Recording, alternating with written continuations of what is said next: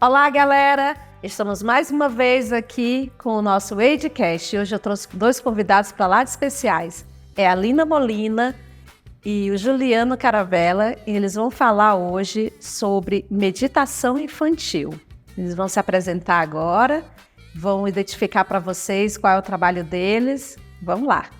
Lina, fala um pouquinho para a gente de como é o trabalho de vocês nessa parte de meditação com as crianças. Explica um pouquinho.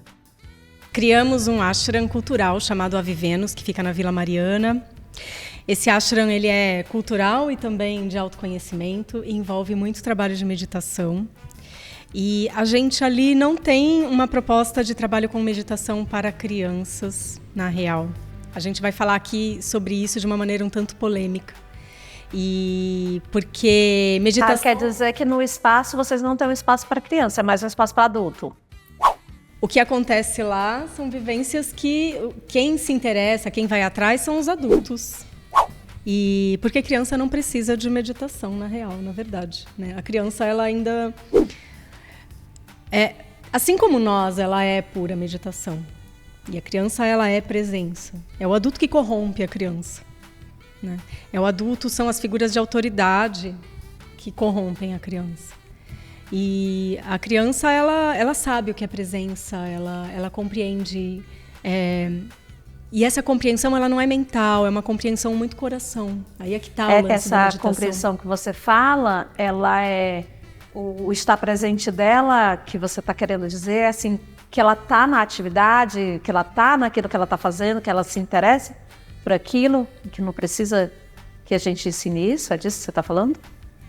Sim. De alguma maneira, sim. A criança... Quer falar? Acho que é importante dividir os aspectos criativos, né? A gente está falando dos aspectos criativos. É muito interessante porque tem a ideia no imaginário comum que o adulto vai ensinar a criança a ser criativa. Que o adulto vai trazer o seu mundos imaginários já construído para a criança de alguma maneira o absorver. E o processo inverso é muito mais raro, em o adulto aprender com a imaginação da criança, e não o contrário. Então, quando a gente fala que a gente trabalha com meditação, de certa forma nós estamos falando que trabalhamos com crianças também, mas não com a criança propriamente dita em idade, mas sim com o adulto, para que ele se sinta como criança ao meditar. Perceba em si uma autenticidade esquecida. Uma figura interior, né? E como a Lina diz, a meditação ela é um atributo da própria criança, que com o passar do tempo nós vamos nos adulterando, a criança adulterada. E o aspecto meditativo fica em segundo, terceiro, quarto, quinto plano. Então a meditação, de alguma maneira, estou trazendo aqui de uma maneira bem próxima do que se propõe meditação para criança. Isso é uma contradição, apesar de haver inúmeras prateleiras vendendo meditação para criança, mas é uma contradição. Criança não precisa meditar, criança precisa ser. Adulta precisa voltar a ser porque ele está muito no mundo do estar. Ele muito no mundo do estar, isso. Essa criança dele, né? Social. Entendi. A criança precisa performar. Agora só para a gente voltar para não perder a pergunta, do que se trata o espaço cultural de vocês? Bom, ele é um ashram cultural. Então, ele é um espaço... Aí fala pra gente um pouquinho o que é ashram, pra gente, para o pessoal de casa, eu também entender, né? Que vem do hindu, né? A palavra ashram é uma palavra que vem do sânscrito, do hinduísmo, né? Um idioma muito antigo, né? Muito ilustrativo também, muito cheio de figuras.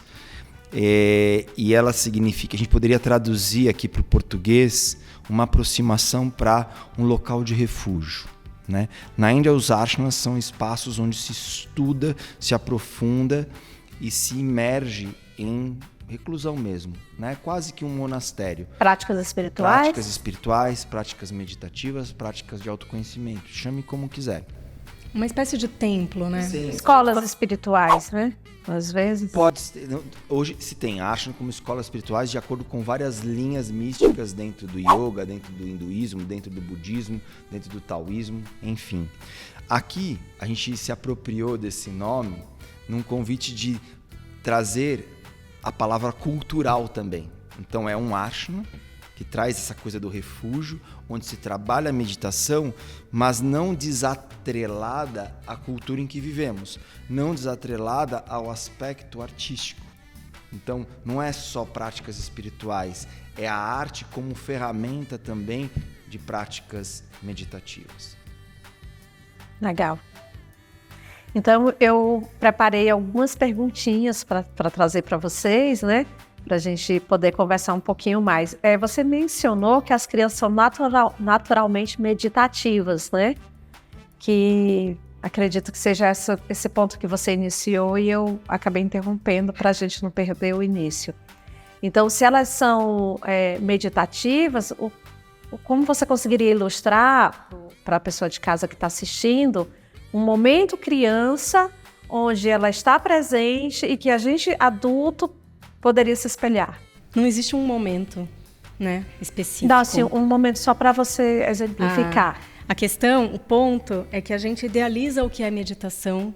A gente confunde meditação com a ferramenta parece meditativa. Meditação uma coisa que vai sentar e vai ficar lá tentando achar o vazio. E aí existe essa confusão, né? Existem ferramentas meditativas inúmeras, que são ferramentas que auxiliam você a perceber que você é pura meditação, assim como a criança é pura meditação. Não tem outro lugar para estar senão no momento presente, senão em presença. Isso já é uma percepção, um dar-se conta desse lugar que não é um estado, mas é a essência de cada um de nós, que é a essência meditativa. Então a gente tem essa confusão, e essa confusão ela cai num campo de um ideal, assim, né? Quando a gente olha para uma criança, a gente já rotula, quando nós nos conhecemos, nós nos rotulamos. Então aquela criança é hiperativa, ela nunca vai se adequar à minha ferramenta meditativa, né? Por exemplo. Se eu aplicar uma ferramenta meditativa em sala de aula, como, por exemplo, levar uma respiração antes de começar a aula, por exemplo, tem certas crianças que não vão se adequar, a gente imagina, né? Nós adultos. Porque elas são imperativas, são muito agitadas. Esses rótulos todos são lugares de uma esperança, assim, de que as pessoas se adequem a um certo ideal. Então, as crianças, por si só, se a gente, claro, amparando, cuidando dentro desse mundo doido, né? Com todo mundo desconectado de si mesmo, os adultos. Conectado em máquina. Mega desconectados, exatamente. Se a gente tivesse a chance de amparar e cuidar da criança para que ela se cuidasse, para que ela ganhasse autonomia, para que ela cuidasse do outro, mas ao mesmo tempo pudesse ser o que ela de fato é, isso seria um tremendo tapete vermelho, assim, uma tremenda facilitação para que ela realmente se percebesse, ou pelo menos, assim, pudesse ser um ser mais íntegro, mais essencial. Dentro de um sistema fechado que a gente vive, por exemplo, vamos a nível macro, capitalismo, aí a nível micro, a escola que a gente adota, a família que a gente forma. O que é que a gente poderia fazer para escapar dessas estruturas que já estão fechadas e engessadas? Sim, sim. Uma das coisas é entender que o tédio não é um ponto de deficiência. O tédio é um ponto de potência, é um aspecto de potência. Então, trabalhar o tédio da criança é fundamental. Então, quanto mais entediadas as crianças ficarem e conseguirem conviver com isso, melhor. Isso vai fazer vai dar um reflexo profundo no futuro dessa criança, onde ela tem que ter bombardeada de estímulos. Então, essa intimidade com o tédio profundo nunca foi tão urgente. Por quê? Porque hoje ela é vista como um patos, como uma patologia. Então, você entrar em tédio é já associada à depressão, já associada à angústia e uma série de síndromes que a gente poderia elencar. Por quê? Porque se não se olha do princípio. Um bebê é puro tédio. Você diz o adulto olhando para a criança e ele, o adulto olhando ou a para a criança criança reclamando e criando do tédio. espaços de tédio para a criança. Criança não precisa de atividade. Ela precisa, é claro, mas colocar na rotina da criança momentos de puro tédio. Vou dar um exemplo. A gente faz alguns retiros e imersões. E a gente, às vezes, nesse momento, com adultos. 40 adultos, 30 adultos retirados num sítio, no meio da mata. Tudo propício para a pessoa ficar consigo mesma. Mas mesmo ali, as pessoas recorrem às leituras, recorrem a celulares, recorrem a conversas paralelas, recorrem a sempre estar criando narrativas. Aí tem alguns momentos que a gente fala, agora esse momento é o momento de você praticar, eu falo a palavra praticar, apesar de ser uma não prática, a quietude, praticar a quietude. Ler um livro, não. Esperar a próxima atividade, não. Ficar que seja meia hora sem fazer nada. É desesperador. A nossa identidade, a nossa personalidade, o nosso ego sofre de agorofobia. Essa é a nossa maior síndrome. A gente morre de medo do agora. A gente evita com todas as forças o agora. Aí voltando para a criança. Por que criança já é pura meditação? Por um simples fato, pelo fluxo. Quando você vê uma criança que briga com outra, o que acontece no próximo minuto? Tá brincando. Isso é meditar. É você não recarregar a memória, a mágoa e tudo que ela traz. Se eu aqui por acaso te ofendo, capaz de a gente não se falar mais. Mas se nós tivéssemos um espírito de criança, a gente pode até viver aquele tédio, aquela raiva, aquela ira. Né? Viveu, passou, a gente está dando risada de novo. Você já volta a ser minha melhor amiga. Esse é o principal aspecto da meditação. Eu lembro que, acho que em 2009 ou 2008, acho que 2008, eu fui numa palestra, que agora você falou disso, me remeteu a essa palestra que eu fui, era um grego, agora não vou me recordar o nome do cara, brasileiro que nasceu na Grécia, grego que veio morar no Brasil, não sei. E ele falava sobre o ócio criativo. Domênico De Masi. Ele mesmo. Ele falava justamente isso. Se você não entrar em contato com o ócio, você não cria nada. O que você faz? Você repete. Repete padrões. Eu costumo dizer que o útero da criatividade ele é puro vazio. O útero da criatividade é puro silêncio. O útero de qualquer criação imagética é pura escuridão. A gente morre de medo da escuridão? Já precisa de ver uma luzinha correndo? Se não morre de medo? Não entre em contato com esse tédio profundo, com esse eu profundo. Uma prova de que isso é um campo muito íntimo a nós. O útero materno é o quê? Se não pura escuridão. E é o lugar que a gente sempre quer retornar, mesmo sem saber. É tanto que a criança, quando ela tá doente, ela vem pra cima da gente, se aconchega no colo. Uma mãe essa semana estava me contando que o filho dela estava doente, ela percebeu que ele estava mal porque ele entrou embaixo da perna dela e puxou a perna para cima do corpinho dele, para ficar apertadinho, né? Aquela coisa de voltar pro útero mesmo. Muito legal isso. Muito bacana. E o que é que vocês me falam, então, dentro dessa sociedade maluca que a gente está? Então, dentro da linha de pensamento de vocês, eu já estou imaginando que todo esse excesso é o que vai desembarcar aí na ansiedade, nessas angústias que está tomando, né? Esses excessos de tela, esses excessos de atividade também. Eu conheço crianças que eu converso com os pais, eu falo, gente, dá uma folga. Não precisa ele fazer natação, futebol, karatê. Você está formando um workaholic. Deixa ele fazer um pouco de nada, né? De vez em quando. Mas as pessoas acham que... E assim, eu escuto muito quando entra na educação infantil, que ele não pode perder aquele time, porque a gente tem um corte 31 de março, né? Então a criança tem que ter tal idade, até 31 de março, para entrar naquela série.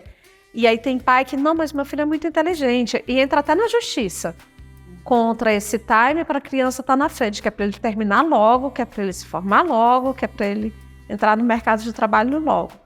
Abrir uma startup e salvar o mundo, como diz o outro.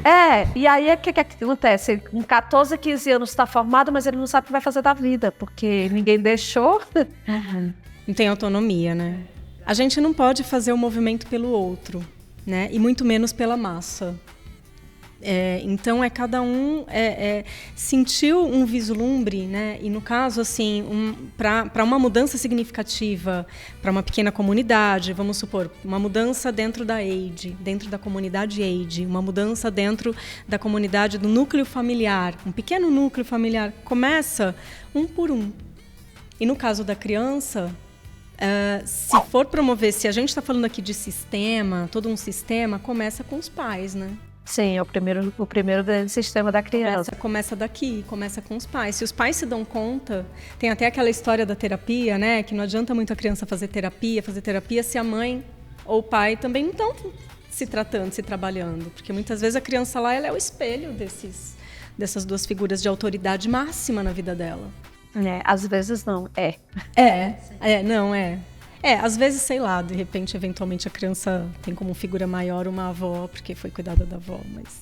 Enfim, então, mas é sempre algum núcleo familiar. É sempre família. E aí, a gente não vai fazer esse movimento dentro de um sistema. Mesmo porque ele é anárquico, ele não é sistêmico. Não existe... Uma vez que você criou uma comunidade, vamos criar, então, a comunidade ideal, né? Aí deixa de ser ideal, né? Porque... Sabe? Você tá botando contra um padrão. A cultura vira cultura engessou de novo, né? Engessou de novo. Você está botando um padrão ali, uma idealização ali. E a meditação, ela é rebelde.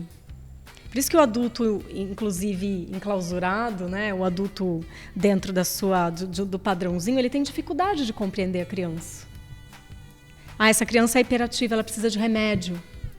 Não está correto ela ser assim. Existe uma dificuldade de compreender a criança, porque tem uma dificuldade de compreender a rebeldia, a selvageria, a natureza, aquilo que é natural daquele ser. Então, é um movimento individual. A criança não vai buscar, a criança não vai fazer esse movimento, porque ela já é. Ela já é esse fluxo, ela já está em meditação, ela já é meditação. Quem precisa procurar esse movimento é o adulto. E quando a gente fala de tutores, autoridades, estamos falando de diretores de escola, estamos falando de padres, estamos falando de pais, estamos falando de políticos. A gente está falando das figuras dentro de toda uma hierarquia, dentro de um sistema escolar, dentro de um sistema familiar, dentro de um sistema governamental. Então, quem é que tem as rédeas na mão? Quem é que está no topo decidindo como é que esse sistema vai acontecer, né?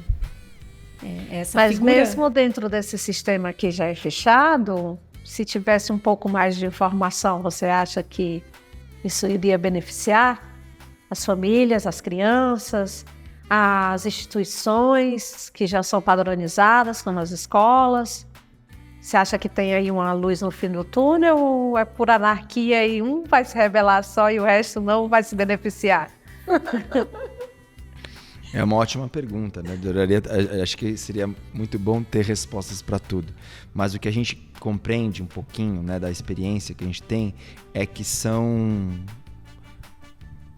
pontuais, são em pequenas doses, aos pouquinhos e num campo mais restrito, né? Não é num campo de uma coletividade revolucionária. O que a Lina chama de rebadia aqui é você, de alguma forma, entrar em contato com isso que é muito selvagem, que não é nem social em você. Porque o social é construído também. Se você for ver, a gente já tem quantos modelos educacionais já foram tentados e retentados e continuam estão em voga.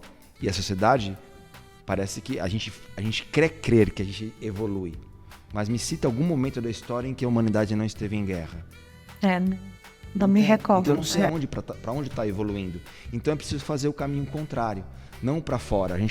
Claro que para fora é necessário pelo que a sociedade nos cobra. O que a sociedade cobra da gente? A nossa personalidade. É o que ela quer. Você ser alguém quando você crescer. A única coisa que eu nunca entendi é o que é ser alguém. Isso, papel. Que se você quer quando você crescer, você tem que ser alguém. Então a meditação, ela não tem falta informação aí. Ela não vai ter esse valor social como onde a mente quer colocar, porque a mente é construída já dentro dessa estrutura fechada que você bem colocou. Então a meditação, ela faz um caminho inverso. Tudo bem.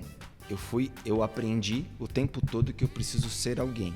Eu aprendi o tempo todo que eu preciso me articular e saber falar muito bem e vender a minha ideia e me vender muito bem.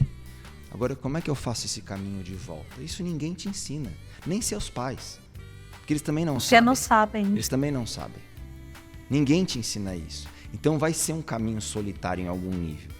E se alguém que percorreu esse caminho, de alguma maneira, tá ali para falar, vai, atravessa, já é alguma coisa. É que é raro. É um a cada milênio que tem a coragem de propor esse caminho de volta. Entendi. Parece assim que ficou sem solução. Que tá assustada. Mas vamos pensar então, dentro dessa... Porque eu já entendi que não dá para ser rebanho, né? Não vai dar para trabalhar com rebanho. Vai ser aí o mínimo do mínimo que vai conseguir, vai ser o ser iluminado, né? Que vai conseguir se iluminar para dentro. Então, o que é que eu, quanto instituição, quanto escola, conseguiria mexer no meu esqueleto de trabalho para que eu pudesse beneficiar a essa criança conseguir enxergar, de repente, que ele tem existe essa saída para ele. Porque isso não é ensinado em escola, né? Assim como não é ensinado na vida, isso também não faz parte da escola. O que a escola como um todo, né? Não estou falando especificamente da EID, mas o que a escola como um todo acaba ensinando para as crianças são valores, que esses valores também já são amarrados, engessados, né? São valores e a boa convivência social, sociocultural, né? O que é que eu poderia fazer quanto instituição? Eu não sei se eu entendi errado que a meditação para a criança não seria bom. Depois você me arruma essa informação que na minha cabeça não ficou clara. A não ser que na meditação a criança esteja na frente da sala e os adultos assistindo a aula da criança. Mas assim, ao invés do professor estar fazendo guiando a meditação. Então, por exemplo, já uma criança, dependendo da idade, uma criança não vai nem conseguir isso. Você pede para uma criança já está introjetada no modus operandi comportamentais. Então o maior não vai conseguir? Vou dar um exemplo. Deixa eu dar um exemplo bem prático. Então você primeiro falou como a instituição pode fazer isso. Depende de quem está à frente dessa constituição, dessa instituição. Quem está à frente da instituição, quem tem os locais de poder nessa instituição, está minimamente desperto, a gente tem alguma saída. Ou está repetindo padrões. Está replicando o sistema o tempo todo. Eu sei que tem um certo nível que não vai dar para quebrar. Sim. Não vai dar para quebrar. Mas pelo menos saber disso. Tem gente que nem sabe disso. Porque tem que ter nível de consciência, né? Nem questiona, aplica. Mas porque as instituições de ensino estão cada vez mais se tornando commodities. Mas vamos pensar comigo. Vamos dizer que eu não tenho nenhum nível de consciência. Que eu nem estou entendendo essa conversa. Né? Eu sou uma dona de escola, vamos dizer assim. E eu estou falando em escola especificamente porque nós somos um podcast voltado para a educação. Sim. Né? Claro. Então eu sou uma dona de escola. Eu não tenho esse nível de consciência. Então, eu não estou questionando os porquês além ou mais profundos, tá? Mas se eu sei, eu tenho uma informação que existe uma forma de eu abrir espaço para que essas mentes, pequenas mentes, consigam ir para um caminho onde eu não estou atrapalhando esse desenvolvimento dela como ser humano. Então, se existe isso e eu posso aplicar, mesmo sendo cega e aplicando ainda é ruim, ainda está dentro do sistema muito fechado? Não sei, eu acho assim... Bom, métodos, inclusive existem muitos gurus, inclusive de yoga, por exemplo, que não estão nem perto de compreender o que é o yoga. Existe sim sempre uma possibilidade de você aplicar o método ou de você abrir um espaço para que esse método seja aplicado. Tem algum resultado com o método mesmo sem você compreender. Verdadeiro. Eu vou te dar um exemplo. Fulaninho de tal era bêbado, drogado e prostituído. Aí ele encontrou uma instituição, uma igreja. Aí ele começou a frequentar a igreja. Só substituiu a crença. Mas acreditava no álcool, agora acredita em Deus. A parte prática, eu quero te dar um exemplo da parte prática para saber se faz sentido. Na prática, ele deixou o álcool, as drogas, ele passou a viver com a família dele e ter uma melhor produção social, melhor produção familiar, melhor convívio com aquela família, graças àquela nova crença, aquele novo sistema de crença dele. Ele teve ganho. A família dele teve ganho. E ele é cego. Ele ainda não sabe nem do que se trata. Ele só se trocou um sistema de crença pelo outro. Eu queria saber se alguém que não tem um sistema de crença, não é nem um sistema de crença, não tem profundidade, vai beneficiar a criança. E a profundidade aqui, ela não é uma profundidade informacional. Ela é vivencial. Então, assim, acho que o que você está querendo de alguma forma compreender, e dentro do limite do racional a meditação pode entregar, é você perceber que... De repente, como um método funciona? Então, o método só vai funcionar se quem aplicar o método foi transformado pelo método. Não aplicar o método pelo método, que é o que a gente tem. E os métodos que a gente tem hoje, eles não são para libertar. Não são para libertar. São para justamente, deu certo, né? Não dá mais trabalho. Aquele problema, aquela pessoa problema na família, mudou o seu ordenador de realidade para outro, socialmente aceito. Para quem que ele melhorou? Para quem? Para a família? Para a sociedade? Mas o que a gente está falando? E o que acontece socialmente? Mudou? Continuamos sem desigualdade social? Continuamos sem discriminação? Continuamos, né? A sociedade não mudou, né? Por causa da mudança dele, né? Então não mudou, porque daí colocou mais dentro de outro sistema de crença que vai empurrar um monte de tralha também. E não desperta, e você fica soterrado de informações sem saber o que fazer com aquilo. Mas você tem um papel. É a questão da teoria. Isso tem até um termo, né? Empreendedorismo teológico. Nossa, já tem venda. Quanto mais você tem fé, mais bens materiais você conquista. Isso é básico, isso vem lá de Lutero, calvinismo, né? É antigo pra caramba, é muito antigo. Vem lá, sei lá, Idade Média. Troca de nome, de roupagem e vende de novo, né? Vende de novo, né? Então é isso, se quem não tá, você falou método, é importante ter um método, mas quem tá aplicando, passou pela experiência, porque o que a gente mais tem é replicar a informação. Então, em resumo, a gente está encerrando o nosso podcast. Em resumo, para a gente ter algo assim para as famílias repensarem, então seria o adulto ir buscar esse autoconhecimento para libertar a criança dele. A criança precisa ser assim, liberta do adulto nesse sentido. Na real, aí a gente entra no ponto ainda de novo da meditação como algo selvagem e rebelde, porque a meditação ela não está procurando um desempenho. Entende? Não existe isso de tipo, olha, eu vou meditar, não é igual a terapia, vou fazer terapia para ser uma pessoa melhor. Ou para curar os traumas, vou fazer meditação para que a minha criança se aquiete, ou se adeque, ou seja feliz. Né? Um meditante, ele vai passar pelas mesmas infelicidades do que quem não medita, ele vai passar por angústias também. Você não está livre desses sentimentos de ansiedade, angústia, tédio, raiva. É como você vai lidar com eles. Nossa, muito legal essa conversa. Ela poderia durar vários podcasts. Eu posso passar um exercício para os pais? Por favor. Pais que têm crianças têm crianças até 2 anos. Não sabe o que fazer. Tá com extrema ansiedade. Pais, né? Com extrema ansiedade.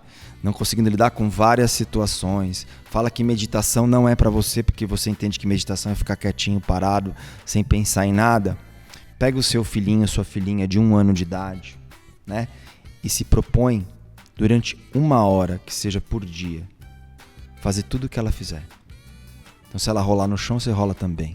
Se ela botar o dedo na boca, você vai botar o seu dedo na boca também. Se ela botar o dedo do pé na boca, você bota o seu dedo do pé também, já vai estar fazendo yoga, né? Se ela comer cocôzinho, você come o seu cocô também, né? Tô aqui brincando, claro, mas assim, 1 hora que você use, sabe aquela mestre Simão mandou uma criança de 1 ano, 2 anos de idade, não ela fazer o que você quer, você fazer o que ela tá fazendo, ela é sua mestra. Se ela chorar, você chora também até ela parar de chorar. Se ela tá rindo, você ri também até ela parar de chorar. Fazer exatamente tudo o que ela fizer. Eu te garanto que em uma hora você promovendo isso, se não der que seja meia hora por dia, você esqueceu todos os seus problemas. Gente, que legal. Olha, então eu vou pedir para vocês de casa compartilharem, dar like aqui pra gente. Aqui embaixo a gente vai deixar o instituto deles, não é um instituto, é uma Ashna. O Ashna. Mas pode chamar de Chico. A gente vai deixar aqui o link para vocês entrarem nas redes sociais, procurarem por eles. Eles já promovem esses bate-papos, então já tem coisa no YouTube deles que eu vi, Spotify também, né? E aí vocês vão buscar para começar essa caminhada. Em algum momento a gente tem que começar, né? Então, gente, muito obrigada. Gratidão por vocês terem vindo. Obrigada, querida. Valeu.